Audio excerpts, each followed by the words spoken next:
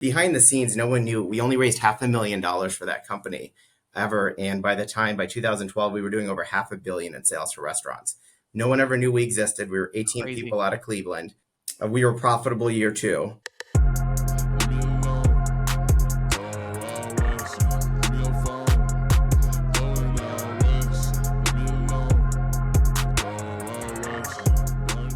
Welcome to another episode of Our Future Podcast. I'm your host, Simran Sandhu. I'm joined by my co-founder and co-host, Michael Sikands.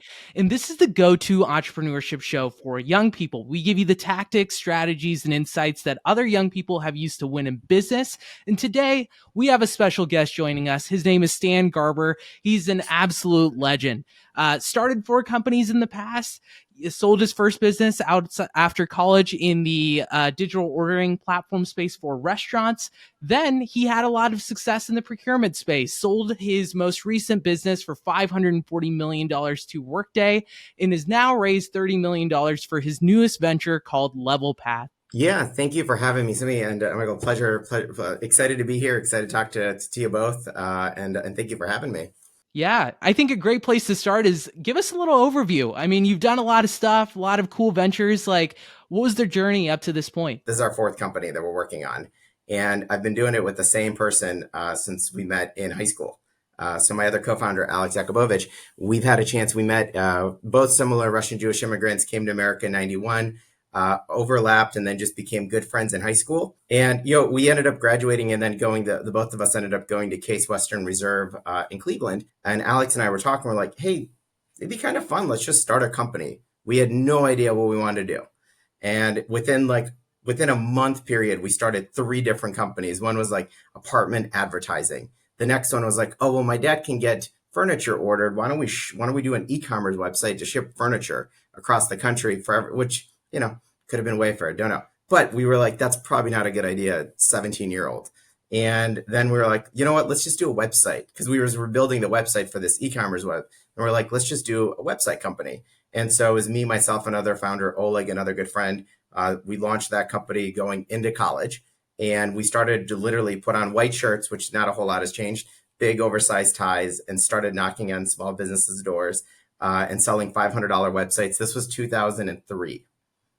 When you think about it, and just like getting them online. By 2007, or graduating college, we were doing $50,000, $100,000 websites, which was kind of crazy for college.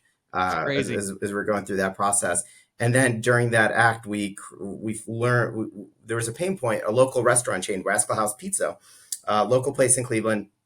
They asked us can you do a website? And we're like, definitely. And they're like, can you do online ordering with it too? And we're like, it's a pretty big application, but that'd be kind of cool. And at that time, the idea of economics around, and this is where, you start thinking about what you could do for the future. The way, you build a website company is you sell the website, you build it, you do a little bit of hosting revenue, and then you go in and do the same thing process over again. At that time, Salesforce was starting, and I was reading about it in TechCrunch and others, and I was like, man, this reoccurring revenue sounds kind of like a crazy cool idea. And that's what led us to said, well, when we built this online ordering company that you mentioned, is called Onesys. So we started working in that towards the end of our college days. And this idea is like, can we build this program and get restaurants to pay us a monthly fee? Like reoccurring revenue. Whoa, like that's cool. You don't have to kill your food every single quarter, every single month. And that's what we did. So we graduated in 2007. Which at that time we decided to focus solely on the online ordering product. So we sold off our web design company for just, in essence, it was hosting revenue and the brand that we created, which was, we sold it for $50,000, which was kind of cool. We never went through the exercise, but it was fun to do that.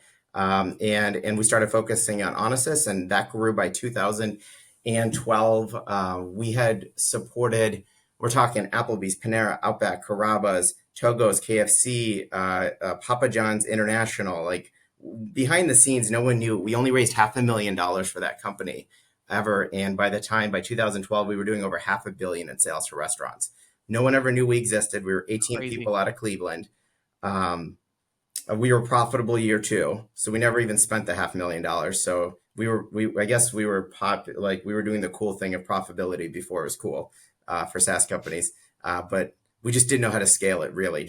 We didn't know how to do it. But we had a lot of success with it, and I think we were actually the biggest online ordering provider that no one ever heard about. You always think about Door at that time it was like Seamless and Grubhub because they were the portals. We were white label. So if you were ordered off of these restaurants, you would never know that it was our tech that supported all of that. But that's what we did. And in 2012, we got approached by, if you remember the Daily Deal world, there was Groupon. Living Social started growing very rapidly. Living Social approached us as they were actually, because their whole idea was, hey, we've got all of these independent restaurants. We need a way to redeem these daily deals and track like the usage. And so online ordering was actually a really good extension to do that. And we had all these big chains. So the thesis was at that time was, can Living Social actually create what DoorDash has become? Like a grandiose portal that can bring it all together. And they even had some of the delivery elements in Washington, D.C. So we got together and joined forces with them in 2012, which was a great opportunity for us to to see what like scale looks like when you think about a big tech company. After that acquisition, one thing that did happen that was, we kind of started reflecting back on our time, and it was a moment where like my co-founder Alex tapped me on the shoulder and he was like, "Stan, this idea." It was like one of the things that we hated that we ended up not loving when we built Onesys was we filled out a ton of RFPs, and it was always email, Excel, Word, some of these big legacy applications. And he tapped me on the shoulder. He's like, "I have this idea about RFPs," and I was like, "Dude, can't do RFPs. I don't want to. Like, why? Like, why are you? Why are you?" He's like, "I hate that you don't love them, but what do you hate more?" And I was like, "Not being invited to an RFP." He's like, "That's right. Like, you always want to get invited to the dance. Just decide if I want to dance." And we sort of talked through it, and we didn't know anything about procurement. This was 2013 time period. We didn't know anything about procurement, but we're like, this seems like a really interesting market. And so we went in, and without any preconceived notions, we went out, and before we decided to do anything for writing one line of code, we interviewed 300 people.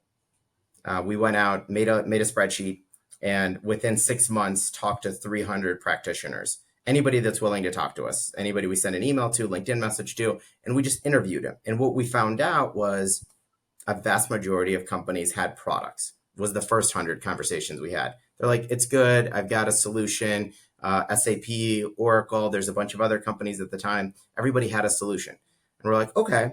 But yet we kind of felt the pain as users. So we're like, all right, how do we think about it differently? So then we asked a series of questions for the next few hundred calls to be like, walk me through how you're using those products. And what we found out was they really weren't. They bought them. They were shelfware. And then most of the time they would just upload the stuff just to say that they used the products afterwards, but they weren't actually enabling to do the job. And that's where for us it became an opportunity. And that's how we started working on, which became ScoutRFP. And the tagline around that, and we'll talk about that as well, as Painless RFPs, because you always get a smile on your face when you tell somebody about that, and they're like, "There's no such thing as a painless RFP," and you're like, "It's an emotion. I get it. So let's talk about how we make it better for you." So you started that first business, and like I think a lot of young people need to cut their teeth on a services business, like you were doing website design. And then you kind of discovered this beautiful thing, right? Which is recurring revenue. So I'm curious, like, I feel like entrepreneurs always kind of pursue their next business idea based on, some of the things that maybe they had grievances about their last business, right? Whether it was the business model or whether it was the industry. So, how did you approach this Scout RFP opportunity with the experience of running that restaurant tech? Like, what did this feel like a higher leverage business opportunity? Did it feel like a better business model? Like, what were the things about the previous business that informed your choice to start a different business in a whole different category? Yeah. So going from like the restaurant to Scout specifically, for us, it was, you nailed it when you talked about just, and every business that we've ever done has been, when we think about like, how do you identify what you want to do next, and you think about it, it's literally just going back to our lives and saying like, hey, that really wasn't awesome. Like, that wasn't a great experience, or this was a real pain point. Can I make this better? So kind of step one in that conversation. And for both the online ordering business, when we went from the first one, it was like, I actually hated calling a restaurant at 9 o'clock or 10 o'clock on a Friday night or Saturday night ordering pizza as a college student. I was like, I could see myself doing this every day if I had the ability to. And then when we got to Scout, it was, hey, I filled out RFPs for 4 years now, and this process was not great. We can make it more, we can make it better. We can make it painless. So can we do that? Okay. So like there's a clear pain in the market, right? Step one. Then step two, and what got us excited about was the TAM, total addressable market. Mm-hmm. And when we were doing Scout and how we priced it and how we leveraged it, when we were doing Onisys, it was by our peak point, we had 150. We had 50 of the 150 top restaurants using our product at that time when we were thinking about it. And like our market, we were trying to sell big restaurant chains, and we were like, hey, we've already like tackled a third of our market. And it's like, it's not like we didn't have a nice company, but it wasn't like, hey, I just didn't, I had trouble seeing how do we get to $100 million in revenue at that point, really just from a scale standpoint. And then when you looked at Scout, we were like, there's 10,000 companies we could sell to here, right? It's a massive TAM comparatively to the last one. And you start doing the math, and then you start doing the pricing structure around that. And you're like, how many procurement individuals out there? What's the licenses? And yeah, to your point, it's a very, because you go through the pain of like, well, how do you scale this? And I'm like, I'm hitting a wall here. And then you look at your next company and you're like, oh, the TAM can support this goal that I couldn't do at the previous one. So it's very much so the building blocks. And then and then at Onisys, we built everything. Everybody had their own instance. So every restaurant chain had their own online ordering instance that we launched. When we were doing Scout, we were like, nope, one platform, one instance, like we are not supporting, 50 different versions of our product for customers. It was just like this next moment of learning very, very quickly.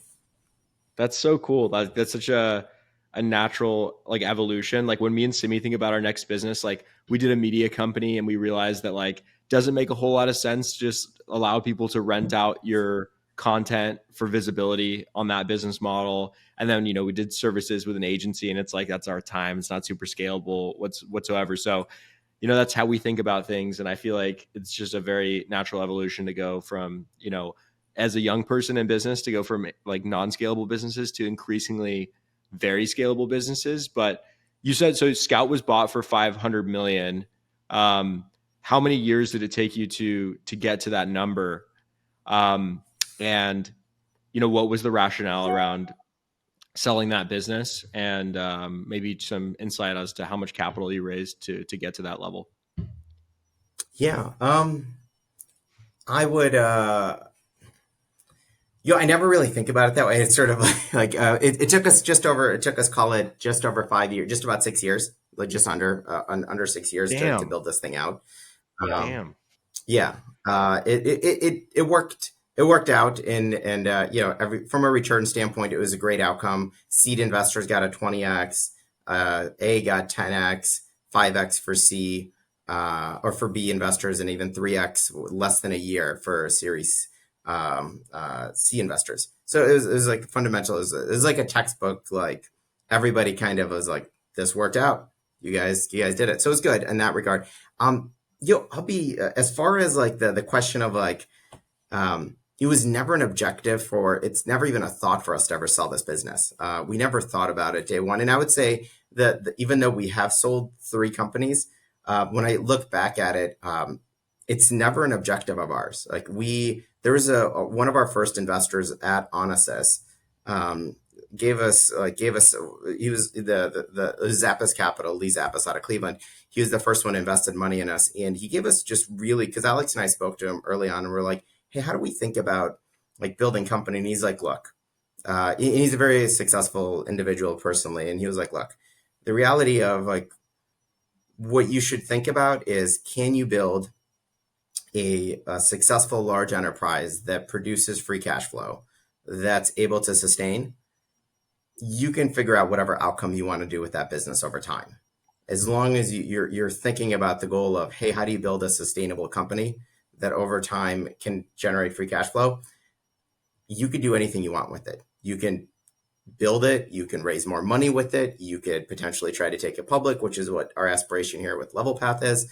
But it's the foundation of it. So with Scout, to that point, we were just constantly in build mode. I think we had raised just over $60 million, like all in for the whole company. We only deployed 36 million for the whole build of the company though. So we still had a bunch of money in the bank up to that acquisition point. And the acquisition, I'll say, just because everybody's like, how do you set up for an acquisition? Like, it wasn't something that we were out there looking to do by any means. We put ourselves in positions where we had great partners. Workday specifically invested in they became a partner and invested in our Series C round of funding. So it wasn't like a total shock in the standpoint that outcome happened, but it also wasn't an objective when we asked them to be part of our C. They were legitimately just a great partner and a good opportunity. And with the acquisition, they gave us the platform to take what Scout was and bring it to 10,000 Workday customers, overnight. So the platform to do something much bigger became very, very achievable because we just believed in the product. So it was an opportunity to do that, from why we ended up doing the acquisition ultimately. But yeah, it wasn't like an objective for us. It was an outcome that worked, and it was the markets all worked together. I think we closed at the end of 19, December 19, which was just the timing of that was kind of crazy because a few months later, COVID hit. What was the inflection point for that business, Stan? So, you talked to all the practitioners in the space. You did 6 months of research. You were able to almost reverse engineer it from what it sounds like, right? So you identified the TAM, you figured out the pricing, understood what the opportunity was in play. And then, you're out in market, you're scaling this, but was it a pretty smooth, kind of journey into people understanding this pain point and they're getting it? Or was it kind of a rough road and then, you hit a certain point, had this key insight, and then things changed from there?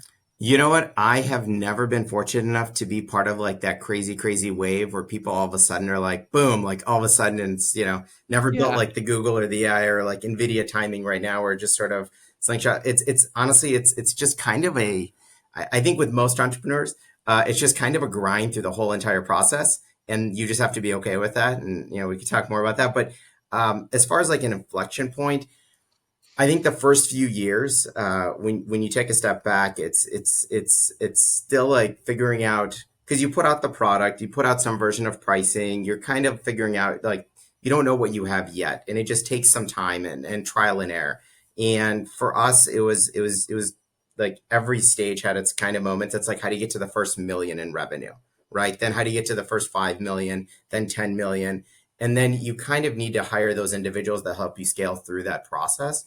For us, it's just a lot of grit. You just had to go through the motions and doing it. And I think what helped us from an inflection standpoint, the few things I could think back was, one, we were constantly growing ASP.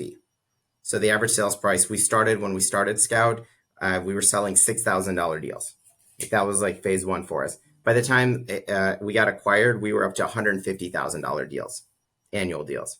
Wow. And that was a big, and part of that was we couldn't ask for a certain price point day one, but then the other part is product market fit started happening, where the product just got bigger and people got to see it a little bit more, and we actually put it out there. And then so those are two important variables for us. And then the other piece that I would just not just want to make sure I put a highlight of it. You do get a few, in our case, we had two specific leaders that come to mind, but there was everybody. I mean, it took a village to build this thing, is kind of how we think about it. It's an enterprise, is a team sport. It's not one person, but you definitely have that 10X employee, right? Those individual leaders or others that just kind of supercharge things. And you're always like, whoa, we weren't ready for you because the product wasn't there. 6 months ago, or even a year ago, 2 years ago, but now that you're here in that seat, you are rocking and rolling. And towards the end at Scout, things started clicking. The multi-million-dollar quarter closing started happening. Those things became real. But 3 years ago, when you asked me that, can you close $5 million in a quarter? I'd be like, are you nuts? I can't even get 100,000 signed in a quarter. And it just you got to go through the cycles, and it's a lot of grit. It's the stuff that drives entrepreneurs crazy. And I have to remind myself too, with Levelpath, we're kind of in the same motion right now. And it's like you just got to go through those steps. I know that, I don't know if that's what you're looking for. So I mean, that's a little bit of a long answer, but there's no No, magic. it's helpful. Yeah. I mean, the ASP thing makes a lot of sense, right? So, I imagine like you guys were in this hyper growth phase where you're just signing a bunch of new clients over time. But I'll tell you a funny story. Michael and I, after we sold, our company, we go into New York, we go into the Morning Brew office and we sit down with Austin Reeve, who's the CEO of Morning Brew.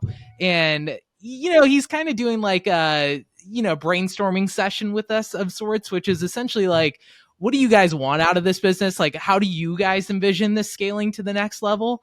And we've got all these fun ideas. We're like, we can do this. And now we have Morning Brew resources and we can do that. And we're going to grow super crazy. And he's like, guys, like, instead of like worrying so much about trying to go craze these like moonshot accounts, like, why don't you just expand the accounts that you actually have? And it felt so intuitive in the moment, but like, we're like, actually, that's a great idea. I don't know why we didn't think of that. Like, it was like we already had the big names, the big legacy clients. We just needed to find more ways to add value. And so that's a point that just really resonates based on what you were sharing. A lot of people chase the new thing, not realizing how valuable what they currently have, because it's so much cost. And, you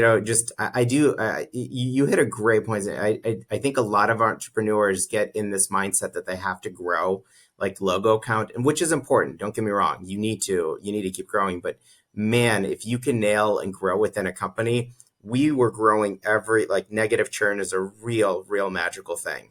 And if you can do that, even at Levelpath, I would say and we've been in business for just, not even 2 years, just been live for over a year.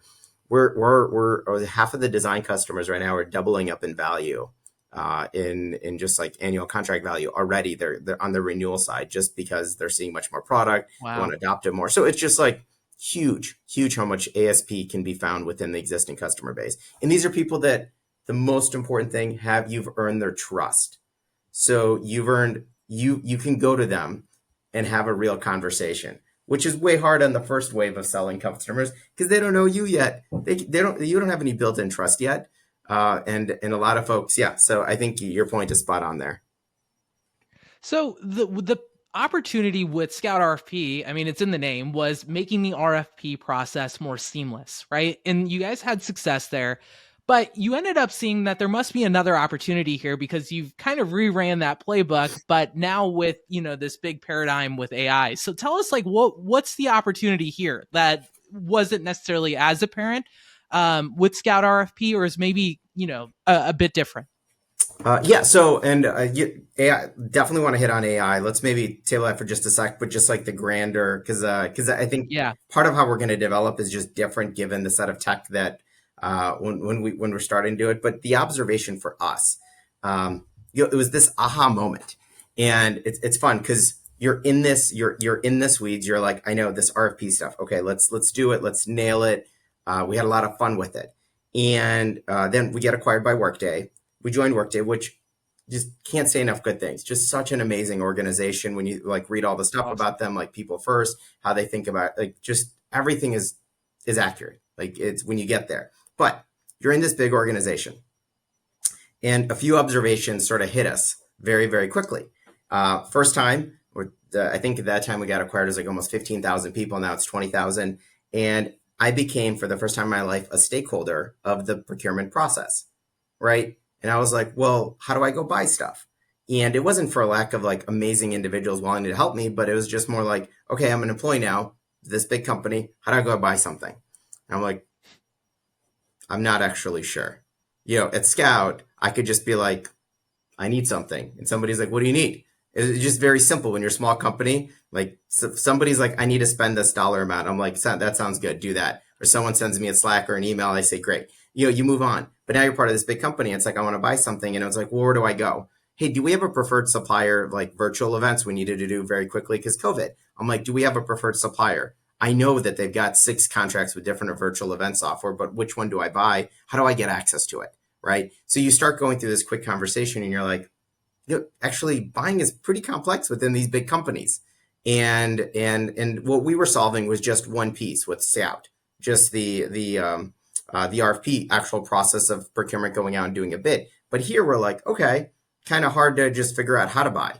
And then the next observation, which kind of like, this is where it like came together for why we want to do this again, the supplier record. You start looking at these big companies and you're like, can you give me a description of what our relationship is with company X? This happens all the time. CEOs meeting with like a supplier or something's happening. And they're like, what's our relationship? They ask the procurement leader. Procurement leader like, give me a few days.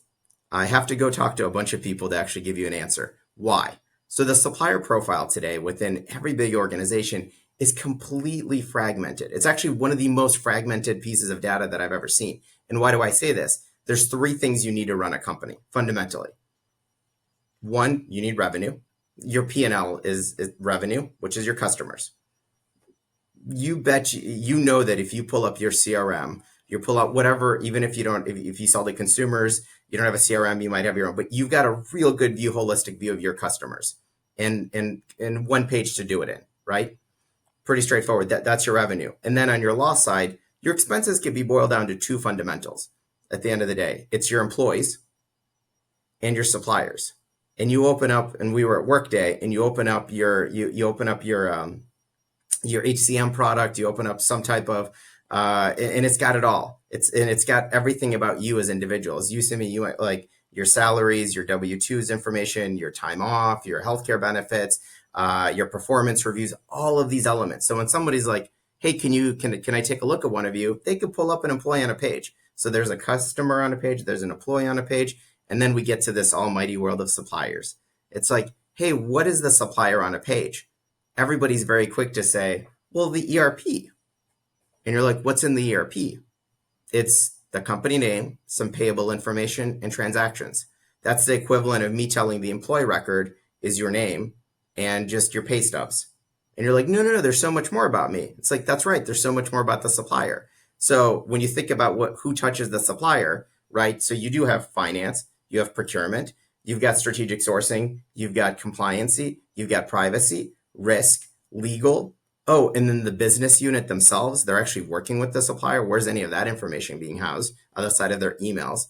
So when somebody's like, hey, what's our relationship with supplier X? You're like, give me a week. Let me ask 7 people and try to put a one-pager together. They're all completely disjointed today.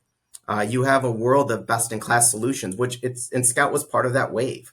And how we're thinking about it differently is, what we want to start off with here, especially as we think about Levelpath, also going with like just sort of like an emotional. Our mission is delightful procurement. That's where we wanted to start off with. And delight comes with like this front door experience as you could start more and more adoption. And what we're going to do is after building core platform, and what we're going to go do is build out all of these solutions and apps that bring the data together about the supplier. We want to get to a supplier on a page profile. Like that's the bigger vision here. And any company in the world that is managing supplier information at some point could use a product like this. So the TAM's even bigger than Scout. That's how we're thinking about it this time around. So it's just and again, it's just personal pain and observations. Every company we've ever done, Alex and I have ever done together, it's always, we look at just the common denominator of like, what is the pain point that we see ourselves? And then is there a big enough TAM to go after it? And that's how we're thinking about it. So it sounds like this business is also kind of built off of like, with ScoutRFP, it sounded like that was information that could have all been stored in Excel sheets. And there were like kind of, these obscure places where people were putting this information. Is this kind of a similar play here too, where it's like, hey, all this supplier level information is being stored in kind of all these disparate places.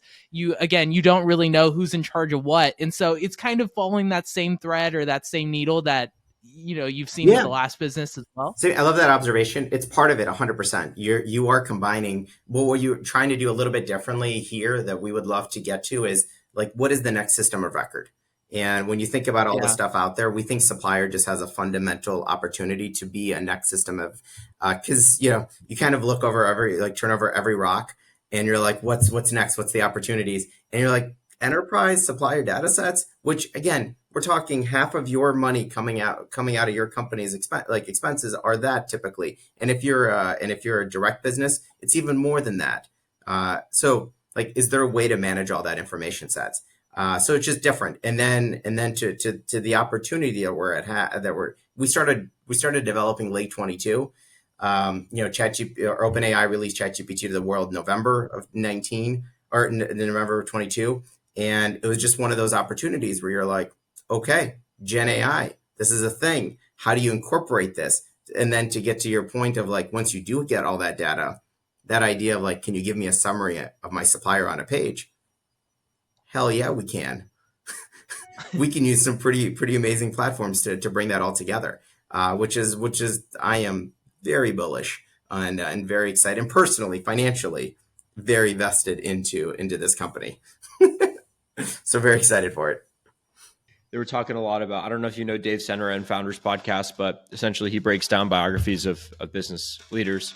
But they were talking about being a hedgehog versus being a fox. And like as a hedgehog, you're just you stick to what you know and you compound on that over time. And then foxes are, we're the less admirable animal of the conversation, wherein they kind of just they're very opportunistic and they aren't super bought into the things they go after, nor do they have deep expertise in those things. I mean, that's what you're doing, right? So you're being a hedgehog with Levelpath. Like you understand procurement so well and you're building, kind of an offshoot of like your last business. So like, but then again, like you entered an entirely new realm, going from food or going from website design to online ordering and then online ordering to procurement. So how do you think about compounding upon an industry you already have expertise in versus going out and Yeah. attacking a new one? I think that's a super valuable thing for a lot of founders to reckon with. 100%, and it's good that we're talking about this. And I was talking actually to I was doing a session. This is, I think, last year. I was doing a session with entrepreneur, like a Case Western entrepreneur class that was visiting San Francisco, and they asked a similar question. And there was like this, like, why are you doing this again? Why don't you go do something like cooler than procurement? I was like, all right. I appreciate the question. Let's dig into this. And number one, beyond going into like the tactical nature or the strategic nature, just from like a pure tactician, we love procurement, like as individuals and the market, like fundamentally, like when Alex and I've spent the last decade in this space, amazing individuals, a very underserved market. There's a huge hype cycle right now. I could tell you in 2014, when you were trying to get funding for a product and procurement, people were like, no, thank you. Now, I think by the end of this this recording, I'm pretty sure somebody's going to be like, I have a procurement startup idea. So now it's kind of in this like moment of excitement around it. But just like the individuals, the opportunities, it's just really big. And for us, we have that insider information. So then going into the strategic side of it, why we want to do this. So there is a little bit of a knowledge arbitrage because you don't have a learning curve here. And you heard me talk about, when we talked about upsells, when you've built in trust with so many, by the time Scout got acquired, I think we were pushing almost 300 brands. By the time we left Workday, I think we were probably close to 500 brands. So we have industry, we just have built-in trust in this market right now with folks saying like, hey, they know who we work with, they know how we work. We didn't talk too much about this, but like our number one value, and there's only 4 in the company, and our number one value is obsess over the customer. And there's a lot of companies that say this, and there's nothing wrong with saying it, but living it with like another level of execution, truly how we think about it. So we have that brand image. And Jeff Bezos, and I talk about this, all the new onboarding team members that come on, has a quote about brand, and it's like, it's what others say about you when you're not in the room. And I think it's so important. And if you go in procurement and you ask anybody, it's like, hey, what do you think about Stan and Alex, the founders of Scout? They're going to say like, oh, really good team. They built a great product. They never let us down. Like they executed on what they say, which is just hard to accomplish. And we have that. So for us, to your point, it's like, do we want to spend 4 years rebuilding that? Or do we want to go in and just go way faster? Our idea is what took Scout 6 years plus. We want to be at that point within 2 years ish at Levelpath, and then keep going because we're going after much bigger market, much bigger product, fundamentally. So it's like, that's how we think about it. It's like things just have to happen faster. we're going about it differently, though. I will say, just like from team structure and everything, a lot of learnings and just the different approach, but everything should happen just faster. And even I could tell you right now, us talking about it, I feel like we're behind. When I give an update to whether it's like a VC or just anybody in the industry, they're like, "Holy crap, you guys are moving fast." But when I look at myself, I'm like, "Man, we're going slow," just because I wanted to even happen even faster. You know, there's a few things that I find really interesting about this. So one is like, to your point about by the end of this call, procurement is, you know, like there will be someone else who's raised money for a procurement product or at least has thought of an idea. And, you know, this is a theme that Michael and I talk all the time about, which is like, in some ways, it's the hardest time to go start a new business because there's so much competition out there. Like there's literally, because of AI and software, anyone with, you know, any sense of ambition is probably going to go try to do something, right? And you know, you take things like YC, they will fund competitors in the same batch. Like we run into kids like that all the time. And so, you know, what makes you guys different is one, domain expertise, two, you know, the fact that like you guys have distribution here. You guys have already sold to, you know, this kind of client base. And the third aspect is that it's sticky, right? The fact that you guys are building this system of record. There's high friction there. This is something that we talk a lot about with like these rev tech products, in general CRMs and such. And so are there certain elements that you think have to be hit on to be successful if you're building a software company in this new world of AI? You mean in general, like just building companies and yeah, in general, right? Because I think everyone is like, oh, I can make a lot of money in software. You know, I think now people are like, hey, we should go look at the bootstrapping route and like cash flow and all this. But there's all these ideologies at play, but there's so much competition. So what do you think is kind of the basis of what needs to be, what you have to do to have a successful product on a big scale in this world? Yeah, I think it just goes back to, I think, a lot of principles and just fundamentals. When you think about, you know, you go to like Michael Porter's 5 Forces, like you gotta, like, how do you build like, you can ride, there's a lot of companies like from an AI tech standpoint, you've seen like all of a sudden go like this and then very quickly plateau when like a big company puts out new feature sets. What you want to think about as you are going like, okay, I have an idea, I want to build this thing. Number one, get close to your customers and the customers that lean in. Our philosophies were never smarter than the customer. So get with those customers. Pick a beachhead. Be really good at a beachhead, and own that and get referenceable customers. Drive ASP with them, and then flush those motions out, and then start activating sales. Like that is a formula that we've done consistently over the last 3 companies, and it's worked for us. Versus the whole idea of like, all right, let's just go get 30 different companies with 30 unrelatable use cases, and hopefully they'll be sticky. Like you can't really do that today. And where you get in a lot of companies I've seen where just entrepreneurs are just all over the place. And to your point, I was speaking to to a set of YC companies actually in procurement, really, really good guys, really nice. And they reached out and they were like, hey, we inspired us by the Scout story. And I was like, because they were building something in the space, they'll be overlapping to a certain degree with what we do. And they're like, hey, we've been at it. We built this, we put it out there, and we're kind of about to give up. And I'm like, well, why are you going to give up? He's like, well, it's been 4 months. We try to ask everybody, but like nobody signed up to do it. And I was like, is the product fully baked? And they're like, not yet. I'm like, okay. So like, and they were like, and they moved on to something else. And I was like, you got to give it time. Like you got to invest. It's enterprise. There's no silver bullet. It's a lot. We've never been entrepreneurs that just like, we're like, we figured it out. We got it. It's great. You got to put in the energy. You got to work with the customers. There's a point and you got to draw a line and sort of say, hey, in 6 months, if I don't accomplish ABC, then yeah, we should back up. But like, what is that ABC? I think founders don't do a good job laying that out. And from that standpoint, but product market fit and a beachhead, I think is so critical. Step one for success in anything here. If you could do that and you have referenceable customers, like I call them out of the blue, or if someone puts them on the spot, not that you pre-coach them, and actually have great things to say about your product, like you can take that and sell that story. Like AEs can sell that story, but you got to get there first. Something I've heard though is that like, I guess like somewhat relevant to this is that like in today's age, like MVPs just aren't enough. Like you need to have a fully baked out product before, especially if you're trying to go sell into enterprise. Is that something that you would suggest as well?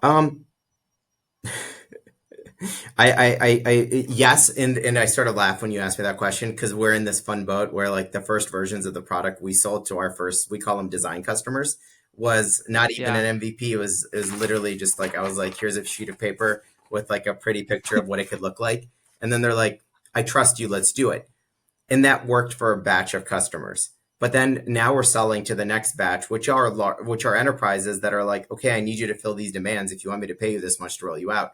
So to your point, yes, like you do need that. And I will say at Scout, there was a point where we could go ask for a larger deal size when we got to that feature set. The ASP, we could ask for it. And I would say one of the things that I would encourage, especially just because I know we're coming up on time here, but just one of the big lessons for me, and it took some time, and I'm still even learning this. So don't. So it's. But you gotta. We are creating value for these companies. Think about the value you're creating, and don't be afraid to charge for that value. Companies will respect you, and enterprises will take you way more seriously when you're asking for the proper amount for your product and service versus when you're asking for 10,000, 15,000, 20,000. I had a session with an entrepreneur a while back, also in this space, and they were just going through like, I'm like, walk me through. And he's like, our ASP is $12,000. I'm like, your competitor that supposedly does this is at like 150 to 200 every time. Like they just don't view you in the same light if you're asking for 12. Like there's no one, like they're not even bringing you to a leadership level conversation because it's like an afterthought from like a rounding error. Like, no, you got to charge, then you got to get on site and you got to make this like an actual hand to hand. Let's sell these things and show them the value. So we're constantly moving that up by design.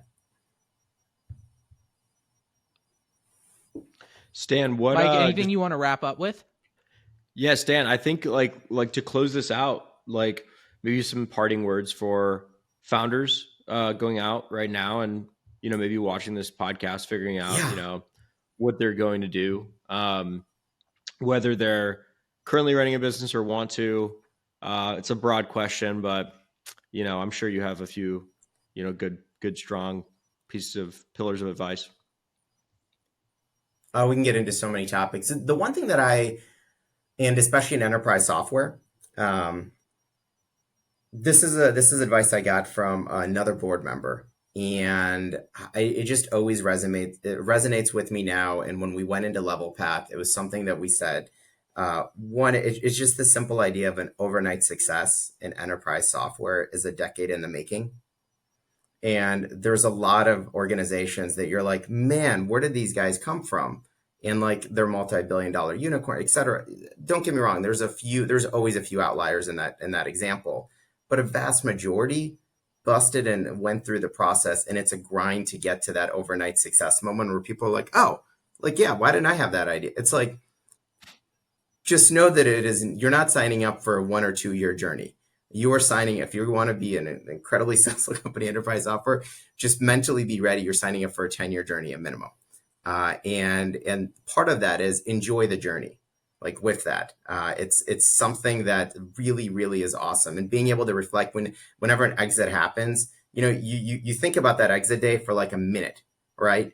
But then you think about the journey that got you up there way more, and all the stories and all the camaraderie, the relationships. And it's really cool because as we built Levelpath, I would say more than half of the founding team that came in were former scouts, right? And to do this with us. And that was part of the journey we built. So just from like just know that it is not you're not signing up. If you're running a business, you're not to build something truly special in the marketplace. It takes a while. And I think having that mentality ready and making sure you're enjoying the journey through that will help you prevent burnout. Because at 5 years, you kind of start scratching your head. You're like, okay, what are we doing here? It's a lot of work, but just know that it's common, and that's what it takes for greatness. We still have to achieve that. So as I say this, like when we said we're going to go do Levelpath, like I told my wife, I was like, hey, just so you know, like this is not going to be quick. That's awesome. So I think that's just something good for any young entrepreneur to keep in the back of their heads as they're signing up for these things and taking funding. Well, that wraps it up really well. Thanks so much, Stan, for your time. Really enjoyed learning about the various businesses here, and I'm sure people can just hit your line on Twitter or LinkedIn and follow you and check out what you're posting and what your company's up to. They're the best channels. Definitely LinkedIn's the easiest place to hit me up if you ever need anything. Sydney and Michael, thank you for taking the time, letting us share a story. It's awesome what you do, inspiring young entrepreneurs. We were young entrepreneurs many years ago, and I can safely tell you that we would not be here without advice, books, individuals like yourself, like really giving us a platform to learn. Because it very much so is. Like building companies is not a solo venture. It requires a lot of individuals. So just thank you for having me on. Yeah. Absolutely. Thank you for making the time. This was a ton of fun. For sure. All right, gents. It was a pleasure. All right. Cheers. Thanks, Dan.